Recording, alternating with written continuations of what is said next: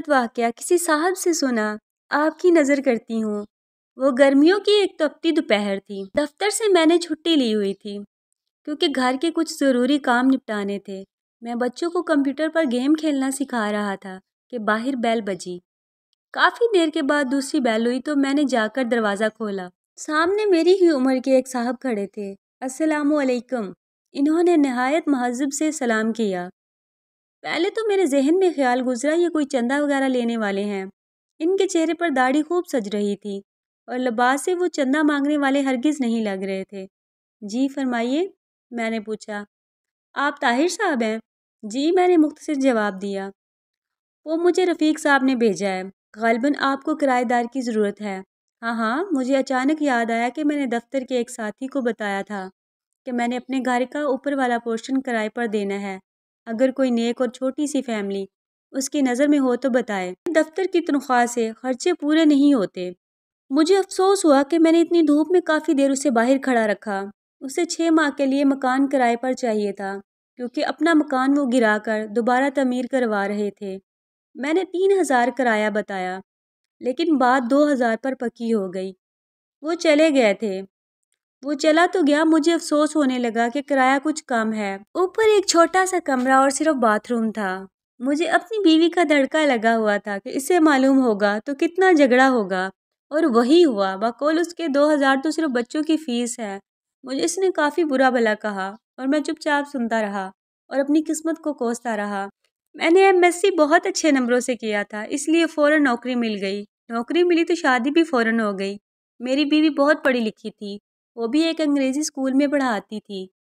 ہمارے 3 بچے تھے مگر گزارا مشکل سے ہوتا تھا۔ اگلے ہی دن وہ صاحب اور ان کی بیوی بچے ہمارے گھر شفٹ ہو گئے۔ ان کی بیوی نے مکمل شرعی پردہ کیا ہوا تھا۔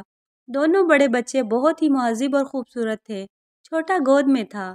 کچھ دن کے بعد ایک دن میں دفتر سے آیا تو میری بیوی نے بتایا میں نے بچوں کو کرایہ دار خاتون سے قرآن مجید پڑھنے کے لیے بھیج دیا ہے۔ اچھا پڑھاتی ہیں، ان کے اپنے بچے اتنی خوبصورت تلاوت کرتے ہیں۔ مزید کچھ دن بعد جب میں نے ان کے ایک بیٹے سے تلاوت سنی تو پہلی مرتبہ میرے دل میں خواہش ابھری کہ کاش ہمارے بچے بھی اتنے اچھے سے قرآن مجید پڑھیں۔ ایک دن میں باہر جانے لگا تو اپنی بیوی سے پوچھ ہی لیا کہ وہ پارلر جائے گی تو لیتا چلوں، کیونکہ پہلے تو 2 مہینے میں 3-4 مرتبہ پارلر جاتی تھی اور اس مہینے میں ایک بار بھی نہیں گئی تھی۔ اس نے جواب دیا کہ پارلر فضول خرچی ہے، جتنی خوبصورتی چہرے پر 5 وقت وضو کرنے، نماز اور تلاوت سے آتی کسی چیز سے نہیں آتی۔ اگر زیادہ ضروری ہو تو گھریلو استعمال کی چیزوں سے ہی چہرے پر نکھار رہتا ہے۔ ایک روز میں کیبل پر ڈرامہ دیکھ رہا تھا تو میرے چھوٹے بیٹے نے مجھے بغیر پوچھے ٹی وی بند کر دیا اور میرے پاس آ کر بیٹھ گیا۔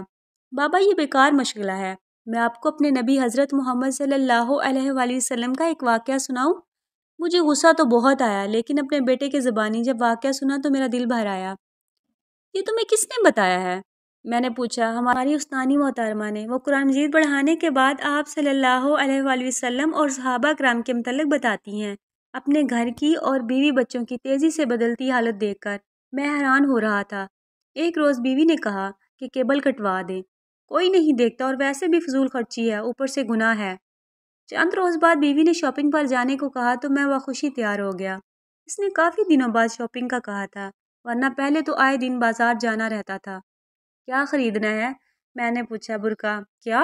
میں ہنسا تو وہ بولی، پہلے میں کتنے ہی غیر شرعی کام کرتی تھی، آپ نے کبھی مذاق نہیں اڑایا تھا، اچھا کام کرنا چاہتی ہوں تو آپ کو مذاق سوجھ رہا ہے۔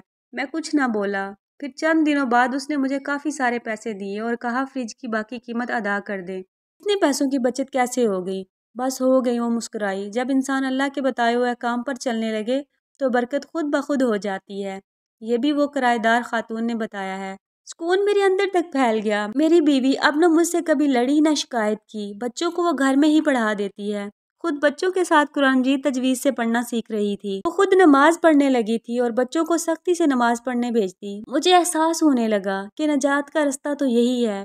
پیسہ اور آرائش سکون نہیں دیتا، اطمینان تو بس اللہ کی یاد میں ہے۔